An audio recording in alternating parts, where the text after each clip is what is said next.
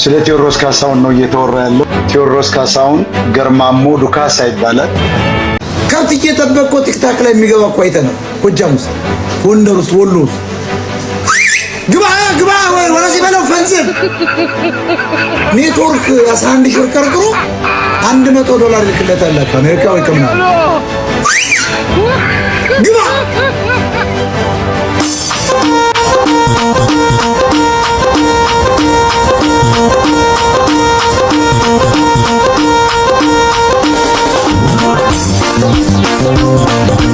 ከብት አጋዡ የአማራ ፖለቲካ ተንታኝ አሁን ኢትዮጵያ ህዝብ 120 ሚሊዮን ግማሹ 60 ሚሊዮን ፖለቲከኛ የሆነ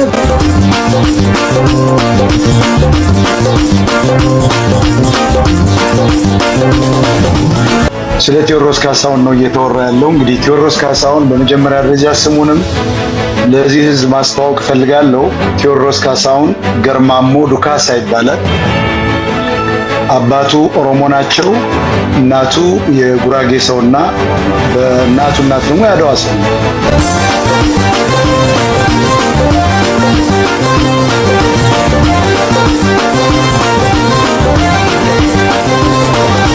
የተዋጣልኝ የፖለቲካል ሳይንስ ምሁር ነኝ አንድ በል።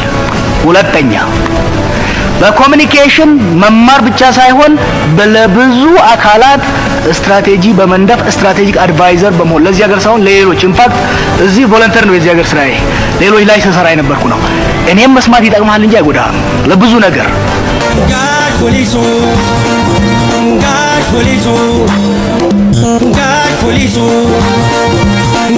ፖሊሱ ለምን ብቻ እነሱ እንግዲህ ታልቀረ እነዚህ የሚነሱ ስለ አማራ ፖለቲካ ተንታኝ ነው። ከብት እየጠበቀ ቲክታክ ላይ የሚገባ እኮ አይተናል። ጎጃም ውስጥ፣ ጎንደር ውስጥ፣ ወሎ ውስጥ ግባ ወይ ወራሲ በለው ፈንዝር ኔትወርክ 11 ሺህ ቀርቅሮ $100 ልክለታል አሜሪካ ወይ ከምናምን ግባ እና ህዝብ ይድናል ታስባለህ? ከብት አጋዡ የአማራ ፖለቲካ ተንታኝ ነው። አሁን ኢትዮጵያ ህዝብ 120 ሚሊዮን ግማሹ 60 ሚሊዮን ፖለቲከኛ የሆነ አዲስ አበባን አላለማም ብትለኝ ዓለም ይስቅባል። እንደው እንኳ ዲፕሎማቶቻችን ሄደው አዲስ አበባ በእውነት ስፒሪሾው ገጠር ብትከተው የነው እንደ ኢትዮጵያ ብሎ ይሰራባል። ግን አልወሰዱትም። ጎጃም ብታስገባው ሀገሩ ፈርሷል። በዚያ እንቃወመው፣ በዚያ እንታገለው። አብይ ግን ዋና ከተማዋን ከአፍሪካ ከተሞች ያርግ ከፓሪስ እኩል ያደርጋል። ቤተ መንግስቱ ሲያልቅ አስበዋል አዲስ አበባ እንደሚመስል። ኦሮሞ አላለማም ልትለኛችን ኦሮሞ እያለማ አላለማም አትበለኝ። አብይ በ7 ዓመት ያለማውን ልማት ተመልከቱ። ትግሬ ግን 28 ዓመት ምን አለማ? ምንም። አብይ አዲስ አበባን አይተዋል። የሞኝ ዘፈን ሁልጊዜ አበባዬ ነው ይባላል። የሞኝ ዘፈን ምርጫ ሲደርስ መንግስት አረጋለሁ ካለ አታድርጉ፣ ሰላም የለም፣ ኑሮ ውድነት ነው፣ እንትና ጸጉሩ ተመልጧል ይላሉ። መንግስት ኮሮና መጥቷልና ትንሽ ወራት እናቆይ ካለ የለም ምርጫ ማድረግ አለብን፣ ካለ ምርጫ ህገ መንግስት ይበላሻል፣ ዲሞክራሲ ይበላሻል ይላሉ። ለምን? ሽግግር መንግስት።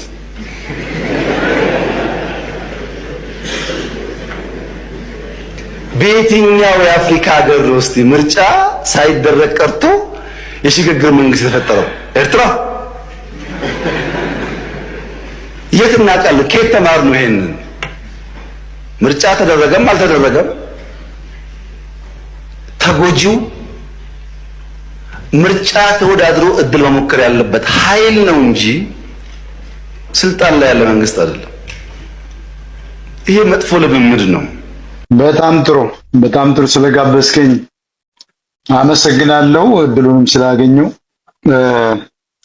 ስለ ቴዎድሮስ ካሳሁን ነው እየተወራ ያለው። እንግዲህ ቴዎድሮስ ካሳሁን በመጀመሪያ ደረጃ ስሙንም ለዚህ ህዝብ ማስተዋወቅ ፈልጋለሁ። ቴዎድሮስ ካሳሁን ገርማሞ ዱካሳ ይባላል። አባቱ ኦሮሞ ናቸው።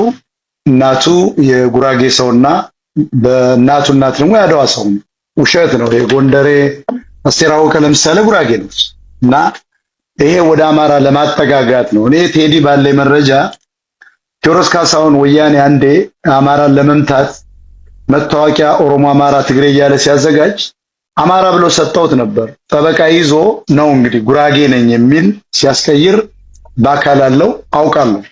ስለዚህ ውሸት ነው የሚወራው። አሁን ይሄ ተራ ነገር ነው። ስለዚህ ንጉስ ሊሆን ቀርቶ የንጉስ ሊቀ መኳስ ሊሆን አይችልም እንላለን እኛ አማራ ብሔርተኞች። ቴዎድሮስ ነጋዴ ነው። ወቅት እየጠበቀ ሙቀት እየለካ ለገንዘብና ለዝና ጊዜ እየጠበቀ የሚመጣ ነው እንጂ ለህዝብ የሚቆም ሰው አይደለም። የወያኔ አባልና ምልምል ነው። የአዲስ አበባ ወጣትን በህወሓት ዘመን ተቃዋሚ በመምሰል ወጣቱ እንዲከተለው ሳይታሰር ታሰር እየተባለ ሲፈታ አይተናል። ተቃዋሚ አይደለም። የቴዲ ግጥሞች በሙሉ ከአባቱ የተገኙ ናቸው። አባቱ የሬዲዮ አዘጋጅ ነበሩ። በጣም የታወቁ የምናከብራቸው ናቸው። እሳቸው የአማራ ወታደሮችን ግጥም በፖስታ ሰብስበው ጠርዘው ያስቀመጡለት ነው። ምንም ከአማራ ውጭ የሚዘፍነው አንድም ነገር የለውም። በአማራ ዝና፣ በአማራ ቋንቋ፣ በአማራ ባንዲራ፣ በአማራ ሀገር ጥበቃ የሚሸልም። ስለዚህ ቴዲ ኦሮሞን ይጠላል የሚባለው ውሸት ነው። ምክንያቱም አባቱ ኦሮሞ ናቸው። ግርማ ሞዱ ካሳ ናቸው። ውሸት ነው። ጉራጌ ምናምን እየተባለ የሚቀባጠረውና ቴዲ ኢትዮጵያን ቢወድ ኖሮ ልጆቹን አሜሪካን አይወልድም ነበር። በጣም የማዝነው ግን የኢትዮጵያ ሕዝብ ዕውቀት ስለሌለው ቴዲ ኦፕ ባስደረገ ቁጥር ንጉሱ ተወልዷል የሚሉ የኳስ አድናቂዎች አሉ።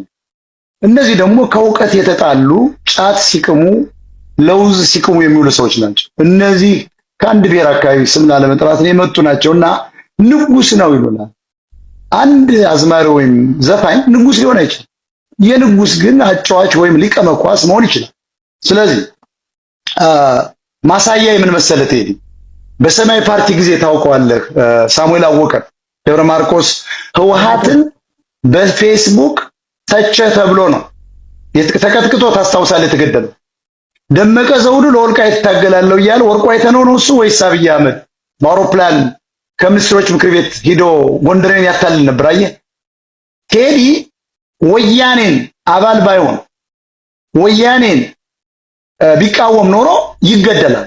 ፋክቱ ይሄ ነው። ምክንያቱም ሳሙኤል አወቀ ህወሓትን በፌስቡክ ተቸ ተብሎ ነው። የኢትዮጵያ ወጣት ይሄን ያውቃል።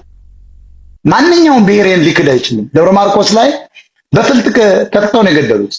ስለዚህ የአዲስ አበባ ልጆችን የከተማ ልጆችን ለማስከተል ወያኔ ትግሬ ዲኤስቲቪ እና ቴዲን ነበር ያኔ እያጎሉ ህዝቡ እንዲምታታ ሰው ገደለ ብለው ያስራሉ። ከገደለ እኮ መታሰር አለበት። ወንጀለኛ ከሆነ 20 ዓመት 15 ዓመት ተቀጥቶ ልናየው ይገባል። ውሸት ነው። የኢትዮጵያ ጠላት የሆነውን ኢሳያስ አፈወርቂን ከአብይ ጋር ቤቱ ቁርጥና ክትፎ ጋብዟል። ብዙ ሰዎች በቴዲ ቤት ሲያልፉ ነው በአጋጣሚ ነው ይላሉ። አንተ ነው ይሄ ይጠፋል ብዬ አላውቅም። ምክንያቱም ብዙ እዚህ ጋር ብዙ ታወያያለህ፣ ብዙ ታነባለህ እና ይሄ ለአንተም አይጠፋም።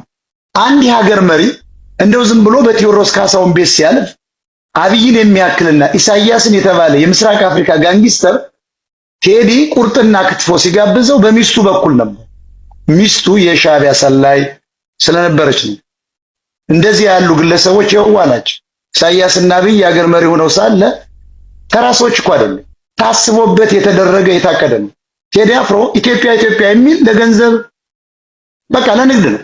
በተለይ የአማራን ኪስ የአማራን ዲያስፖራ ለማጠብ ለመዝረፍ። በዚህ ደግሞ የከበረ ግለሰብ ነው። በጣም ከፍተኛ ገንዘብ አለው።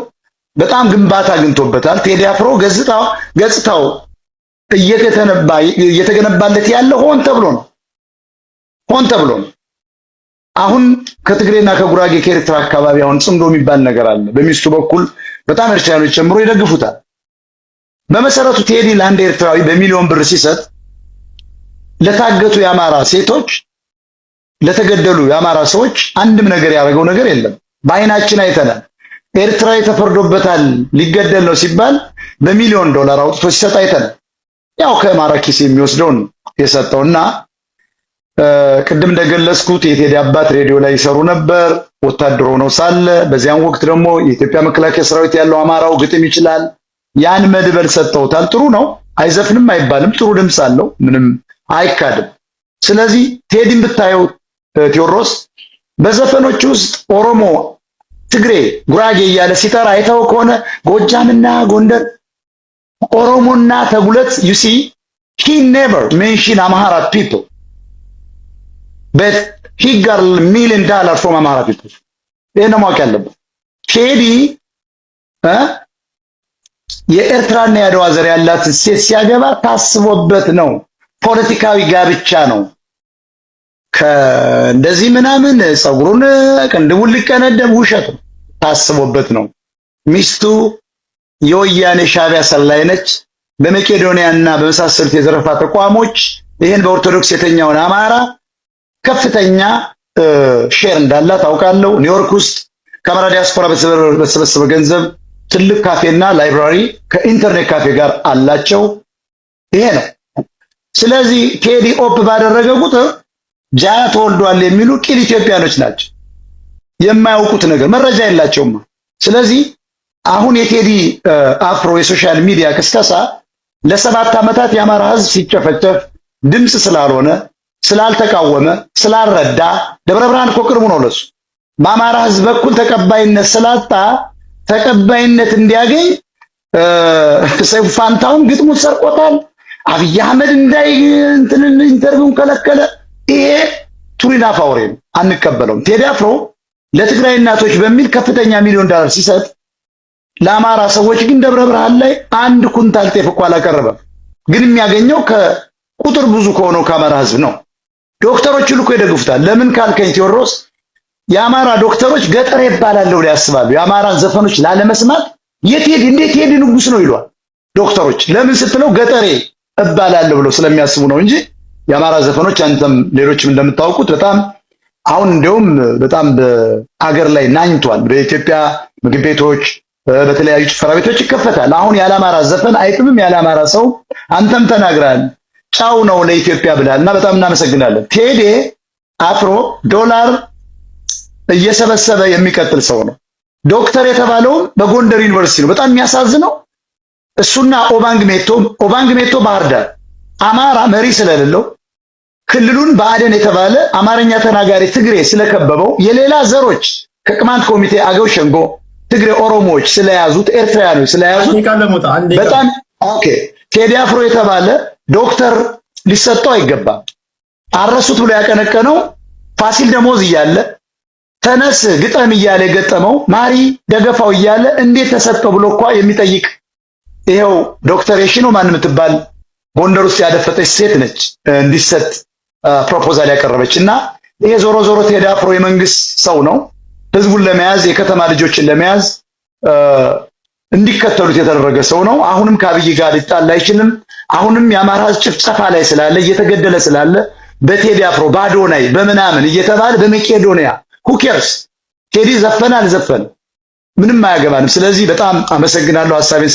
ለመግለጽ ስለፈቀድክልኝ thank you ሞጣ እሺ ወደ አያና እንሄዳለን እኔ ጀዋርን ሆኜ ነው የመጣሁት ተጋበዝኩ እንደ ጀዋር መሐመድ ነው የተጋበዝኩት ኦፊሻሊ ግን ያንተ ጥያቄ ይገባኛል but let me tell you one thing እኔ እዚህ ሀገር ውስጥ በኢቺን ሀገር በደንብ ካጠኗት በቲዮሪም በብዙ ዓለም ዞሬ ያየው የተዋጣልኝ የፖለቲካል ሳይንስ ምሁር ነኝ አንድ በል ሁለተኛ በኮሙኒኬሽን መማር ብቻ ሳይሆን ለብዙ አካላት ስትራቴጂ በመንደፍ ስትራቴጂክ አድቫይዘር በመሆን ለዚህ ሀገር ሳይሆን ለሌሎች ኢንፋክት እዚህ ቮለንተር ነው የዚህ ሀገር ስራዬ ሌሎች ላይ ሰራ የነበርኩ ነው እኔም መስማት ይጠቅማል እንጂ አይጎዳም ለብዙ ነገር ይጠቅማል ይሄ ነው ሌላው ደግሞ እንደኔ ያሉ ኮንትሮቨርሻል የሆኑ ሰዎችን እዚህ ውስጥ ካላመጣ መቼም እኔን ተዝኖ በሚዲያው ላይ በዚህ ሀገር ፖለቲካ ላይ የሚክድ የለም እኔ እዚህ ቤት ውስጥ ከናንተ ጋር ካሌለው ውጪ ዘግታችሁብኝ ብታሙኝ ምን ዋጋ አለው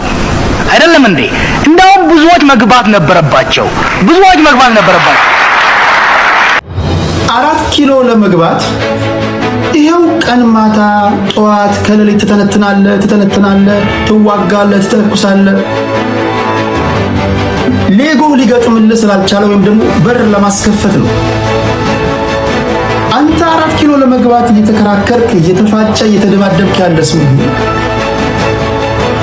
በባሌም በቦሌም ብዬ 4 ኪሎ ብቻ ልግባ የምትል ሰውዬ 4 ኪሎ የገባ ሰው እንዴት ነው የምትንቀው እንዴትም ይግባ እንዴት ወገኖች ትክክል ነው ንግግሬ ቀን ማታ ስተነተን የምትውለው ቀን ማታ ቤት ከፍተህ የምትጮኸው 4 ኪሎ ለመግባት ነው በር ለማስከፈት ነው አይደል? በር ለማስከፈት የተዘጉ በሮችን ለማስከፈት ትገጣጥማለህ ምናምን። አንዳንዱ ይገባል፣ ዶማው ይገባል፣ እውቀት ያለው ይገባል። ፖለቲካ ሰራው ይላል። ጠብ የሚል ነገር የለም። ትሞታለህ፣ ትነሳለህ፣ እንትን ትላለህ፣ ተቆረጥን ትላለህ፣ ትርክ ታወጣለህ፣ ታወርዳለህ ምናምን። ይሄ ሁሉ ቀኑን ሙሉ ስተነትን የምትውለው ለምንድን ነው? አፍህን ለማጋን ነው ወይ ስሜትን ለማርካት ነው? 4 ኪሎ ለመግባት ነው። እንዴትም አድርገህ ግባ። የገባ ሰዓት ይሄንን ነው የምናገርልህ አንተ። 4 ኪሎ የመግቢያው በር እየጠበበበት ሲመጣ ግን የገባውን ሰው ጀዝባ ነው ደደብ ነው ካልከኝ ቅድም ሴት ጠይቆ እምቢ ሲባል አክሽ ምትይው ልስማ ብዬ ነው እንጂ እኔ አንቺን አልፈልግሽም እንደሚለው ማለት ነው። እና ለምንድን ነው ታዲያ እዚህ የምታደነቁረን? ለምንድን ነው እና ለምንድን ነው የምትከራከረው?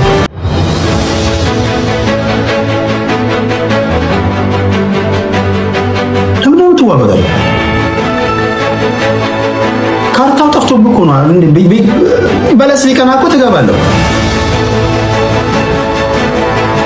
የመግቢያው ቁልፍ አለ ልነግርህ እችላለሁ፣ ግን እኔ ታጋይ ስላልሆንኩኝ ሊሆን የሚችለው ነገር ልነግርህ አልችልም። በራስህ ፈልገህ ድረስበት። ብትጠይቀኝ እኔ አንዳችሁም በያዛችሁበት መንገድ ትገባላችሁ አይደለም ትደርሳላችሁ የሚል እምነት የለኝም። የምትደርስበትን መንገድ ስትይዝ ያስታውቃል። ቁም ነገሩ ይሄ ሰውዬ 4 ኪሎ ሲገባ ምን ያፈርሰዋል? እንደው ሰው ከበሻሻ መጥቶ ጨርቅ ሱሪ በስኒከር አድርጎ ሹራብ ላይ ከረባት አስሮ ያማሃ ሞተር የያዘ ሰውዬ እንደዚህ ብሎ እየነዳ የነበረ ሰውዬ እንዲህ ነው ሞተር እየነዳ ጭምት የነበረ ሰውዬ 4 ኪሎ ስታየው አታጨበጭብም? በመድኃኒዓለም ምቀኝነት እና ክፋት እንኳን ደሙ ውስጥ ቢኖር እኮ ማጨብጨብ አለበት። አንዳንዱ እንዲህ አልነበረም ኢትዮጵያዊ ብሎን አምነን ነው እኛን ያስገባነው እኛን ያስገባ። አንተ ያስገባው ከሆነ አንተ አውጣው እስኪ፣ ወይም አንተ ያስገባው ከሆነ እኔ አፈርሶ እስኪ አንተ ገባ። አለቀ። አሁን እዚህ ጋር ክርክር ይቆማል ማለት ነው። ያስገባው እኔ ከሆንኩኝ ስለዚህ መግቢያውን አውቃለሁ ማለት ነው። ታዲያ አንተ ጋር ሲሆን እንደምን መግቢያው ጠፋብህ? ቤዚክ ጥያቄ። ቁም ነገሩ ኬሚስትሪው አንተንም እንዲህ እንድትሆን ያደረገ የኬሚስትሪው የእጅ ስራ ውጤት ነው። አመል ማለጉሜ ካስጨፈረ ሰውየው ማስጨፈር ይችላል ማለት ነው። ብትችል በዛ መንገድ ነው አንተ መምጣት ያለብህ። ማስጨፈር ተስኗል። መጠየቅ አለብህ። እኔ ፖለቲከኛ እንዳንተ ታጋይ ብሆን ነፃ አወጣቸዋለሁ ምላቸው ሰዎች ከኔ ጋር ካልሆኑ ወይ ስራ ቀይራለሁ። አይሆንም። አንዳንዶቻችሁ በራሳችሁ ትግል እንኳን በራሳችሁ ቤት ቁጭ ብላችሁ መስማማት አትችሉ። ውሸት ነው እውነት ነው ተስማምታችሁ በራሳችሁ ትግል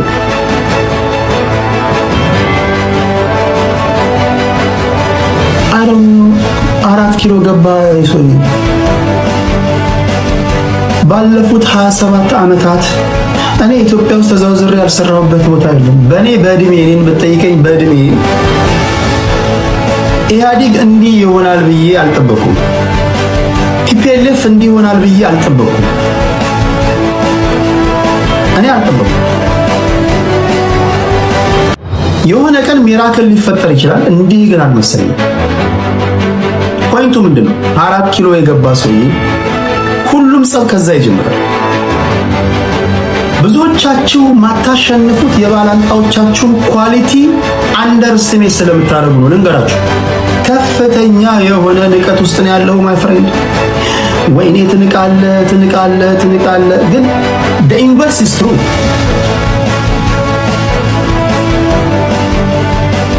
አይናቅም።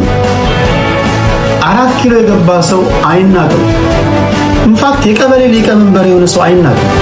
ጤነኛ አእምሮ ካለ የቀበሌ ሊቀመንበር አይናቅም። ሰልፉ ብዙ ነው ማይፍሬንድ። ለጋራ እንደ ሀገር ማየት ያለብን ነው ብላችኋል። ይሄ ጤነኛ ሰው ኮመንት ነው። ይሄን በእምነቶች መካከል ማንም ሰው እምነታችሁ ውስጥ ሆኖ ሌላውን ስለተሳደበ አሁን ምን አይነት ነገር ተፈጥሯል? በአብዛኞቻችሁ ጤነኛ ሃይማኖተኞች አሉ። ጤነኛ ሃይማኖተኞች ስል ከእግዚአብሔር የሚፈሩ ሰዎች አሉ። ፕሮቴስታንት ውስጥ ሆነ ኦርቶዶክስን ስትሳደብ የሚከላከሉ ነውር ነው ብሎ የሚቆጣው። ኦርቶዶክስ ውስጥ ሆነ ፕሮቴስታንትን ስትሳደብ ነው የኛ አስተምሮ ይሄ አይደለም ብሎ የሚከላከሉ አሉ ጤነኞች። እናንተ እንዴት ያላችሁ እንደሆነ ራሳችሁን መርምሩ። ወይ ነገር ይሰምታችሁ። አብዛኞቻችሁ ግን ሃይማኖት የሚለው ነገር እንኳን ጽንሰ ሐሳቡ አልገባችሁ። ሃይማኖት እኮ ምድራዊ ነገር ትተ ለሰማያዊ ዓለም ራስን የምታዘጋጅበት ተቋም ነው ማይ ፍሬንድ። ፉክክርና አላህ አይደለም። ሃይማኖት የግል ነው። እግዚአብሔር ፊት የምትቀርበው በግል ነው። አንድ ሰው አንተ ውስጥ ሆኖ ሌላውን ሰው ስላበሸቀልህ ጀግና ምትል ከሆነ ያ ሰው የተመልሶ አንተ ጋር ይመጣል። ጀግና ካልከው ከሸለምከው ካበላኸው በዙር አንተ ጋር ይመጣል ማይ ፍሬንድ። ይሄን መለየታችሁም አብዛኞቻችሁ ይሄን መለየታችሁም እርግጠኛ ነኝ የምነግራችሁ ለመለየት የሚያስችል ጭንቅላት አላችሁ ብዬ አላስብም አብዛኞቻችሁ። ለዛ ነው አውሎ ነፋስ ላይ እንዳለች ቅጠል የምትወዛወዙት። አንዳንዶቹ ጠንካራ ሃይማኖተኞች ናቸው፣ ይገባቸዋል።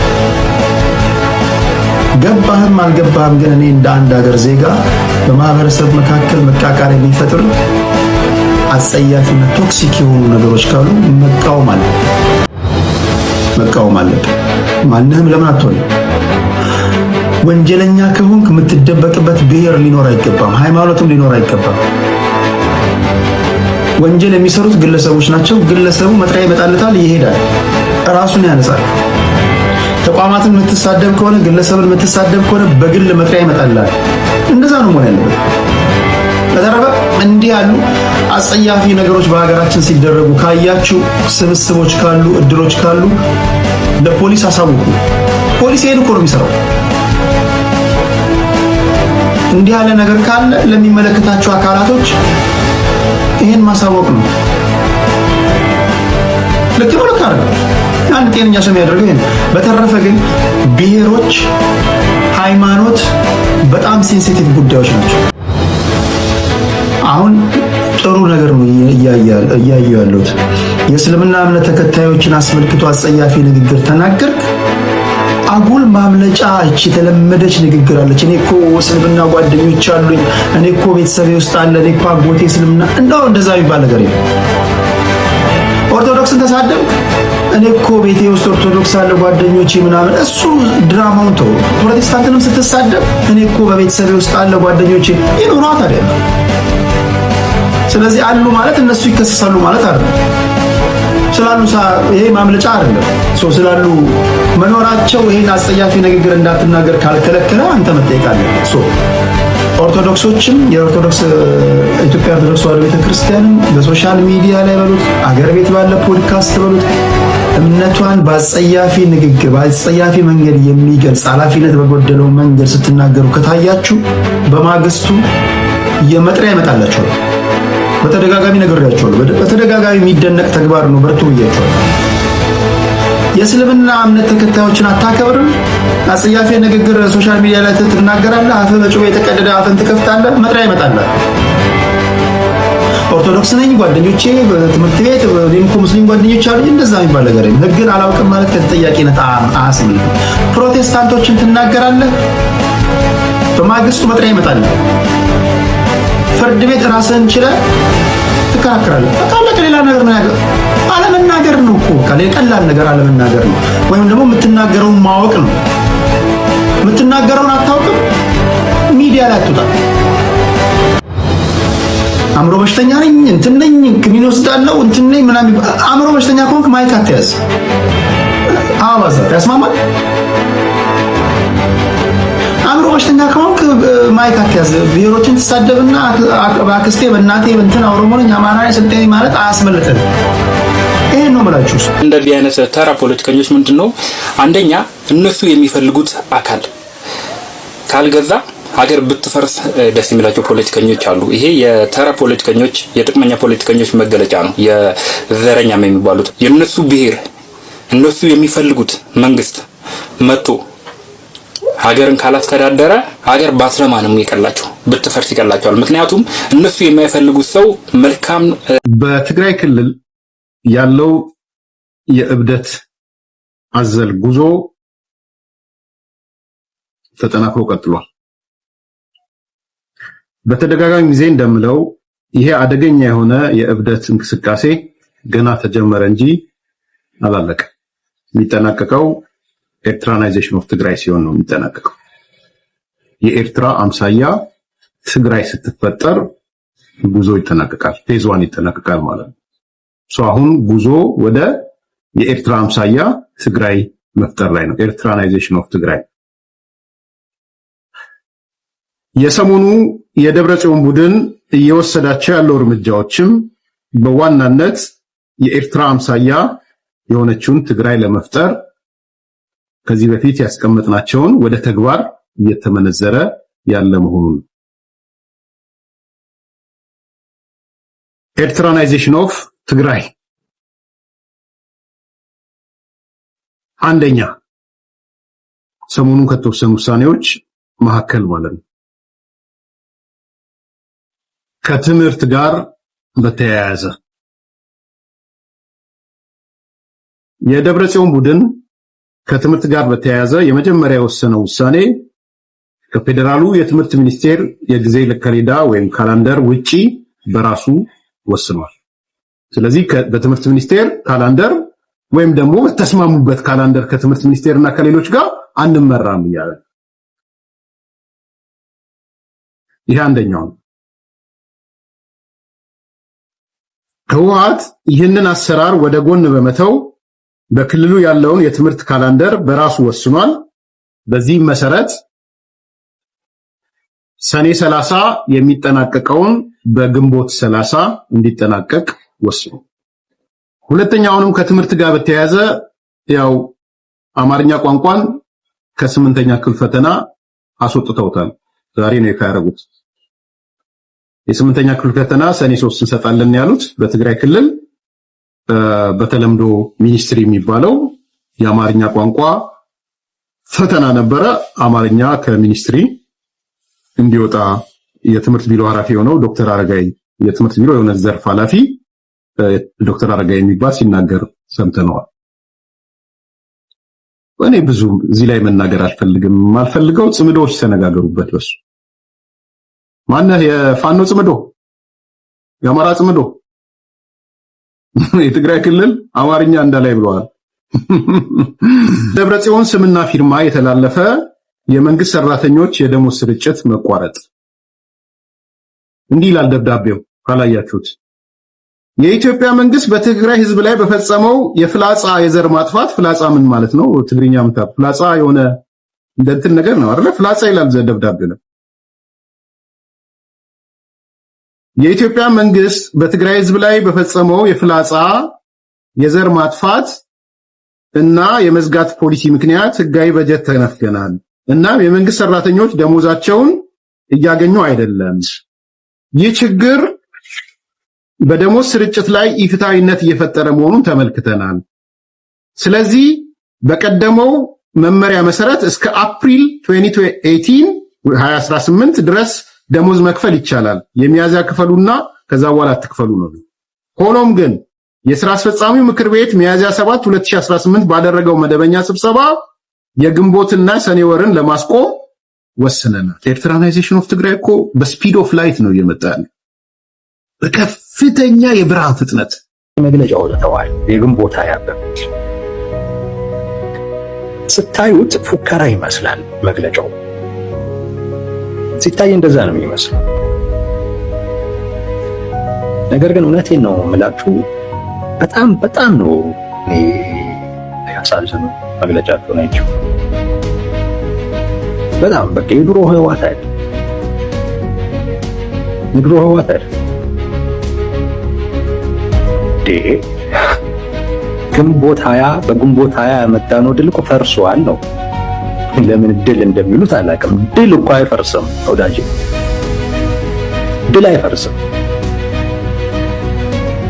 ራስን በራስ የማስተዳደር መብት የሚከበርባትን አይነት ሀገር ፈጥረን አሁን ግን እኛ ራሳችንን በራሳችን ማስተዳደር የማንችልበት አይነት ሁኔታ ውስጥ ወደቅን ይላሉ። ይሄ ድል አይደለም ማለት ነው። ግንቦት 20 ድል አይደለም፣